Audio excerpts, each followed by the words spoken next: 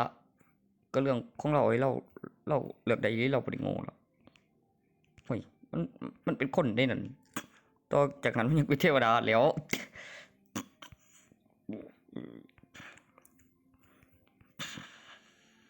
เหนือสวรรค์และบนดินเป็นเสียนประโยคคำว่าเสียน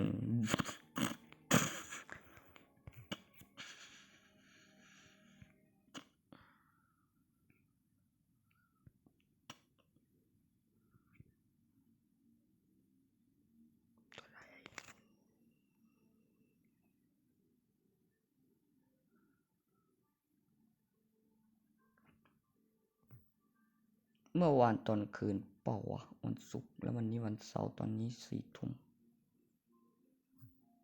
พรุ่งนี้วันอาทิตย์